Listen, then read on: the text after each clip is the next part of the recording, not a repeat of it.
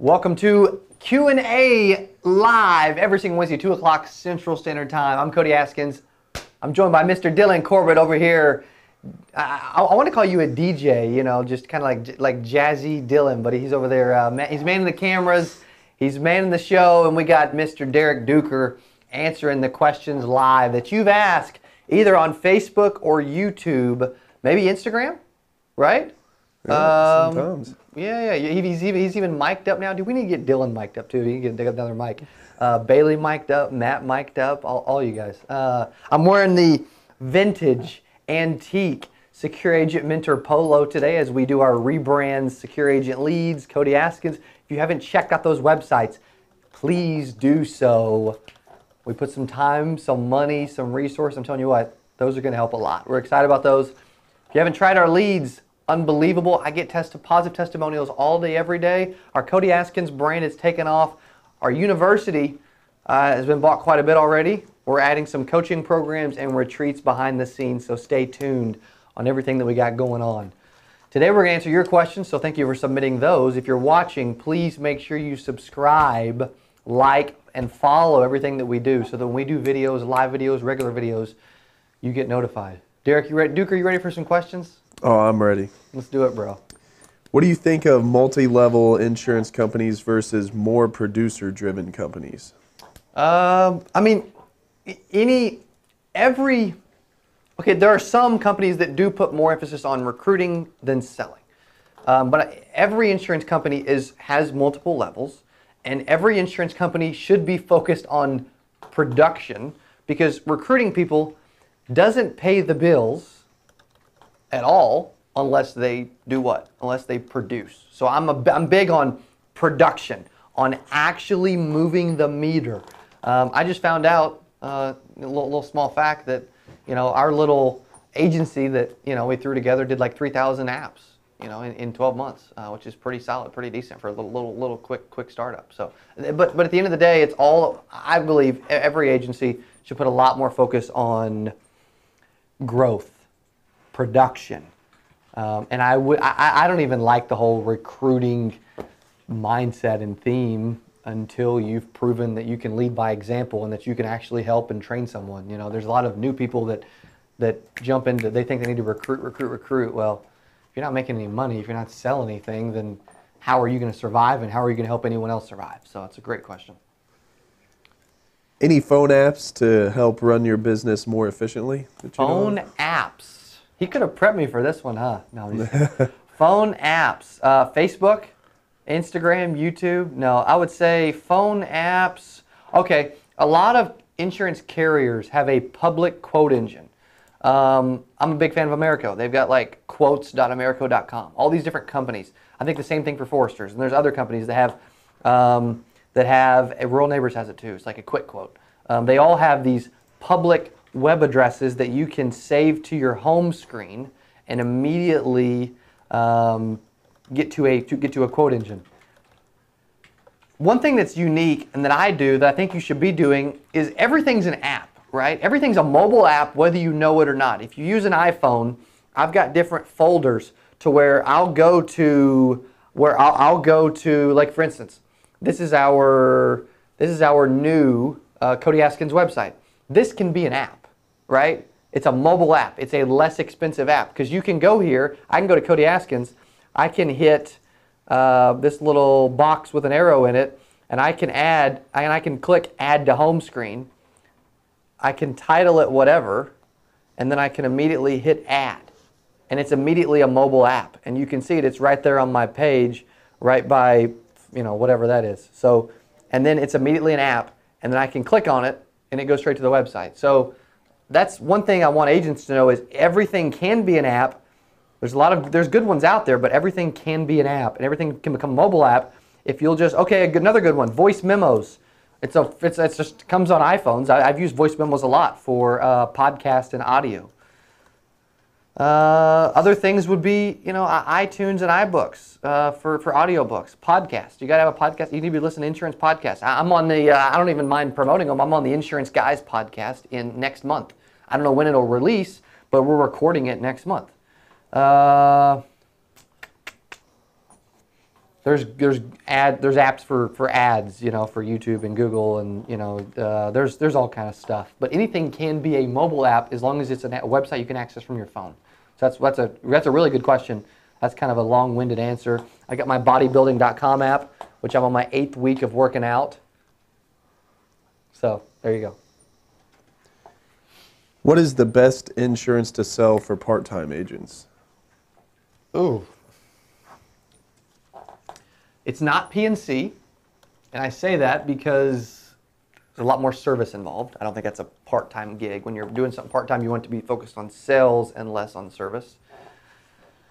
I would say generally life insurance is the best answer. Now, I'm not saying that you can't do Medicare and some other avenues, but generally life insurance is best because you have family and friends that have life insurance or need life insurance, that you can help them get coverage, you can make money, and then, you know, your hands off from there if you want it to be. So, how can I improve my renewal commissions? How can I improve my renewal commissions without getting into carriers and comp? I mean, some carriers pay more for renewals. Like, that's just a thing. Without getting into carriers and comp and all that, write more business, and then you'll have more renewals. So there you go. When someone asks you what you do for a living, what do you say? Okay, so Charlie Chino will be proud of my answer because you guys probably heard. You guys got to hear his speech. He came to our office. Okay, you need a better answer. The short answer is you need a better answer than I sell insurance, right? So Charlie Chino would say I empower seniors and assist them with their final planning needs in 3 easy steps guaranteed. Like that's like a Charlie Chino answer, and it works. It's good. He's great at that kind of stuff, at branding yourself and kind of having word tracks. In general, you do more than just sell insurance. You help people plan for the unexpected, and you do it in a big way, and you do it in a great way. What has been your go-to insurance company for someone who is totally healthy?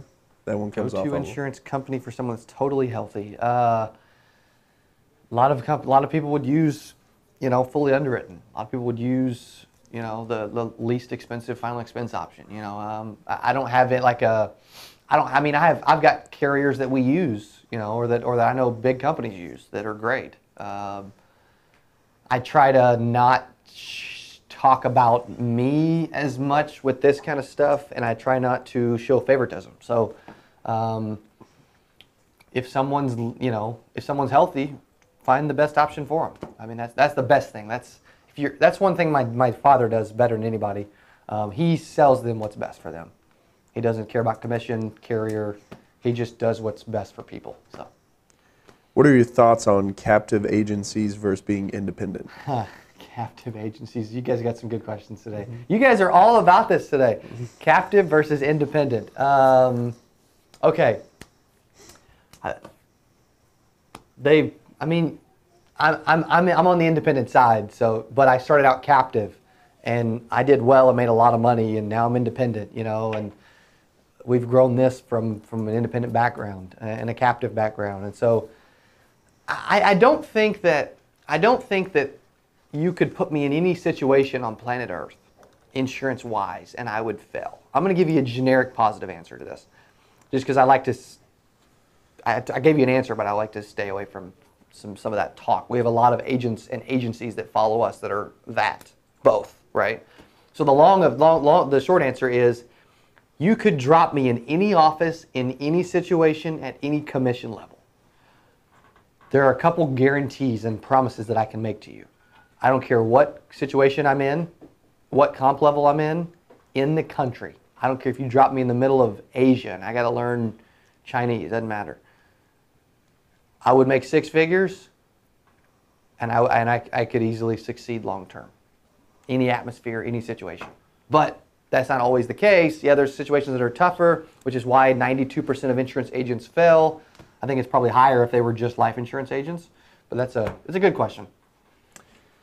We've got a question. I don't know if you're going to want to answer it. It's what are your top 3 life companies for 2019? I don't know if we're able to say Okay, that. if we're talking about final expense. If we're talking about final expense, three of my favorite carriers are Americo, Royal Neighbors, and AIG, just because healthy, middle of the road, guaranteed issue, right? Now, there's a lot of good ones.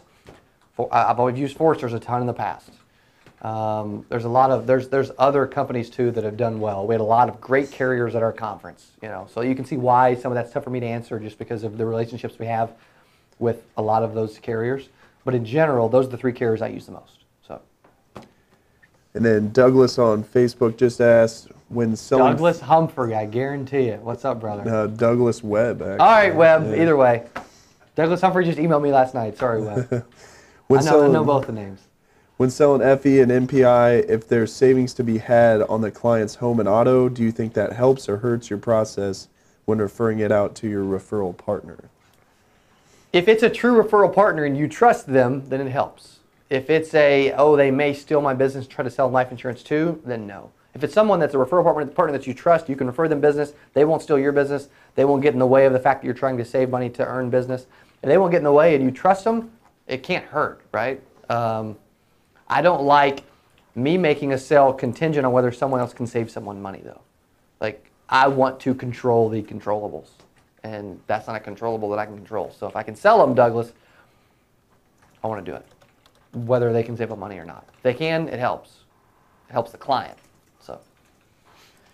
Justin 2800 on YouTube wants to know when you're going to play him one-on-one on the basketball court. Justin 2800. I wonder if that's Justin Brock. I don't know. I'm curious.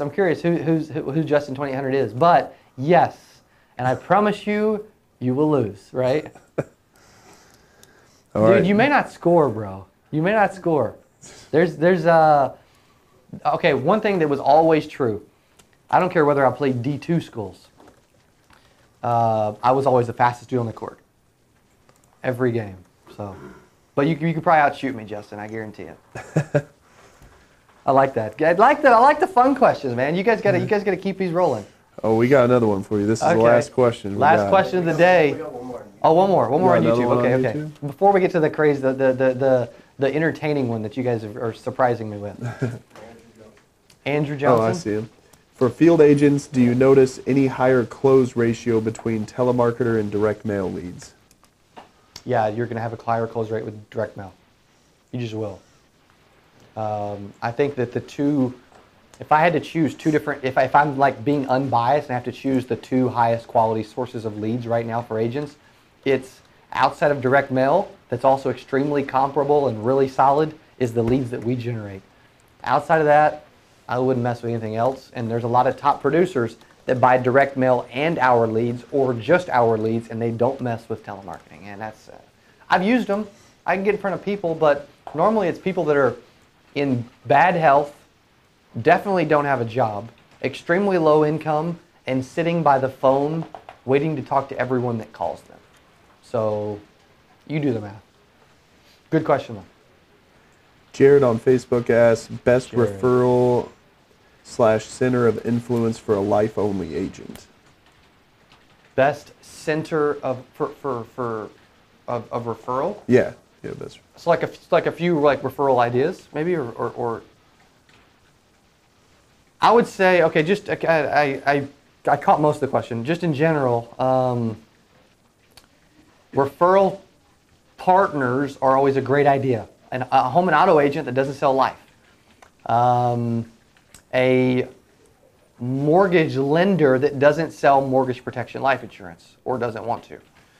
A real estate agent that realizes they need term life insurance to cover the mortgage on their home.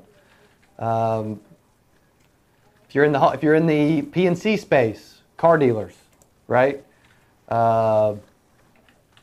There's a few other ideas, which is like networking groups, BNI, Mob, Masterminds of Business, or you can start your own networking group, like my father has, and it's worked out extremely well. There's ways to get chamber. It's being top of mind and in front of people and having relationships. The biggest thing with referrals, and the reason all those things don't work for agents, is they don't refer business first.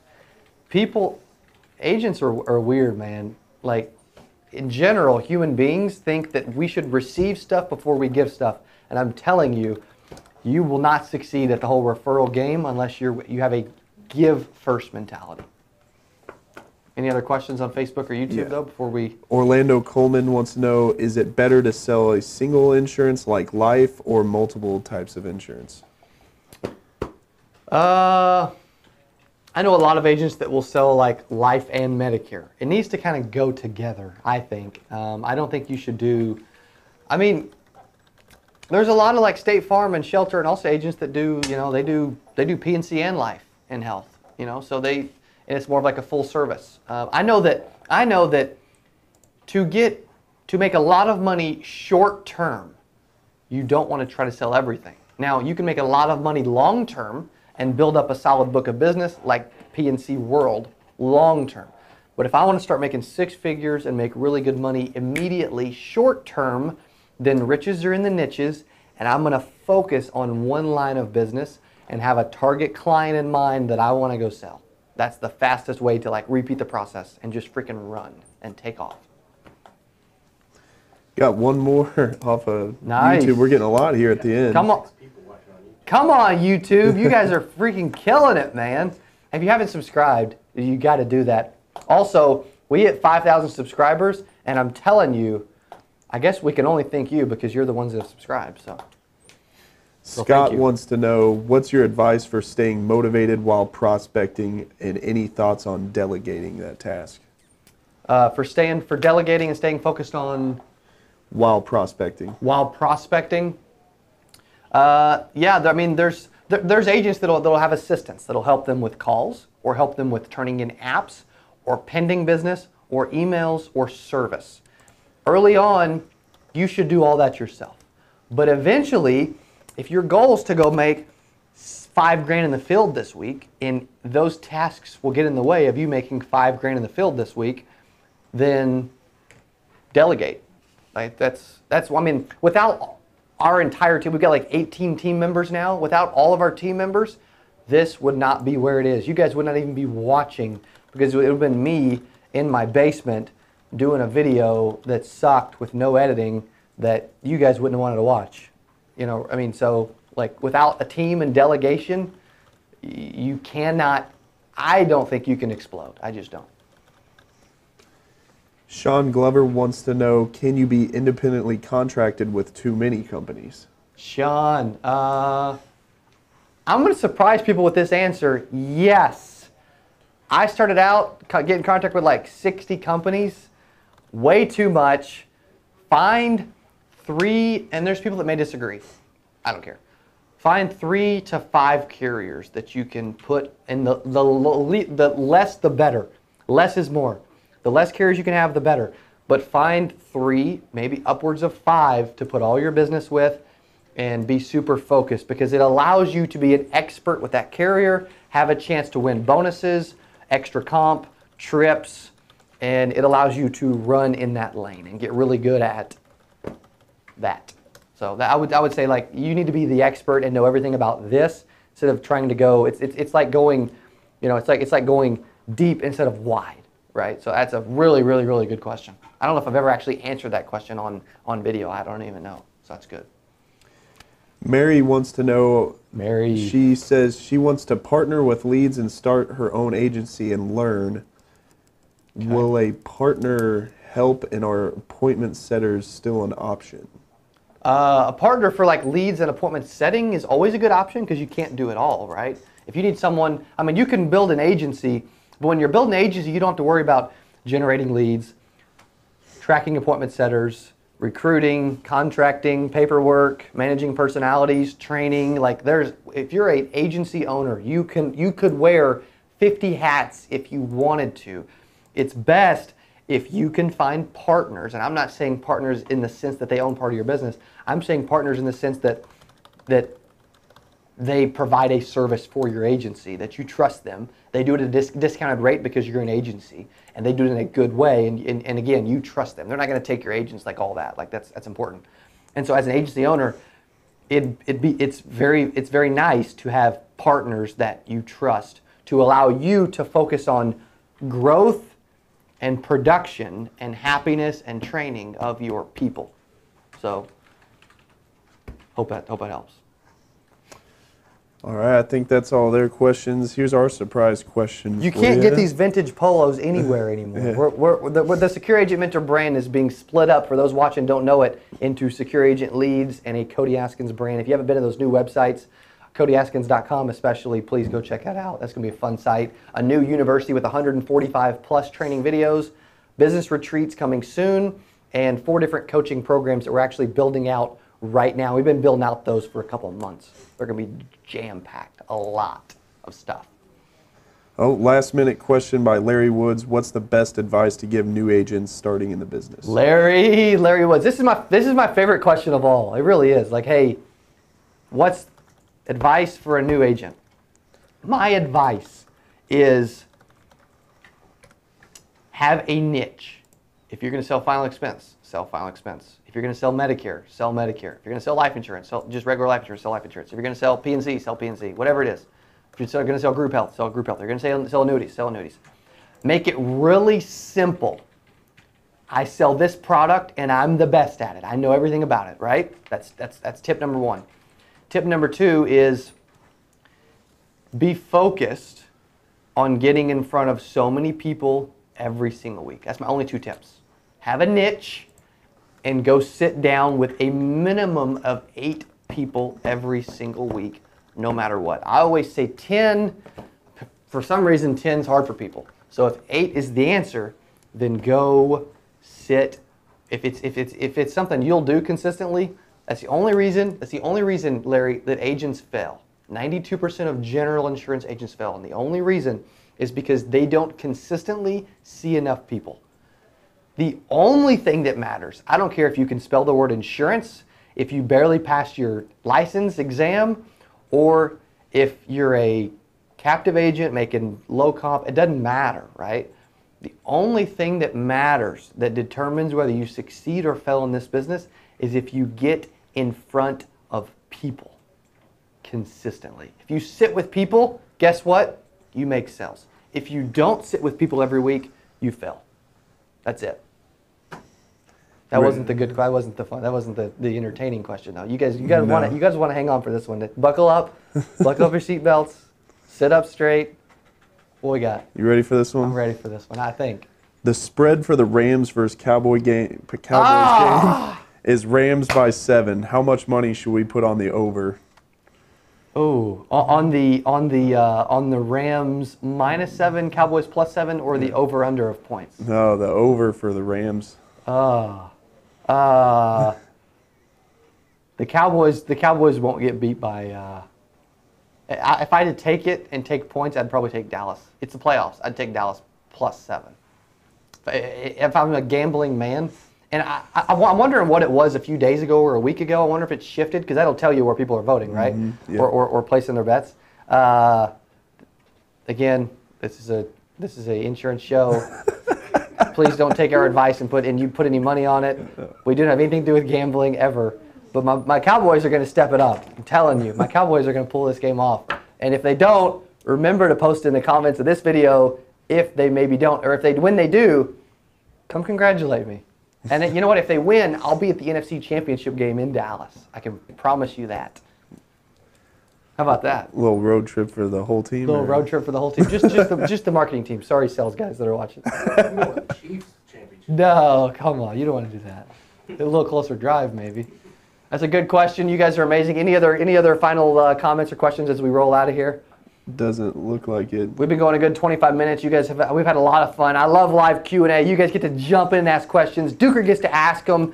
Bailey gets to make fun of them. And Dylan, because Matt's not here, and Dylan gets to just edit it and run the show. So awesome job to them for producing today. Thank you so much for watching. Thanks for commenting. Thanks for your questions. Please keep submitting those, because we'll answer those every single Wednesday at 2 o'clock Central Standard Time. I want some fun questions, though. I want you to think about unique questions, tough questions, hard questions, stuff that's going to make me like stutter and think and not know what to say.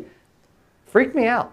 You got between now and next Wednesday at 2 o'clock to do that. Thanks for watching. We'll see you Friday for 8% Club.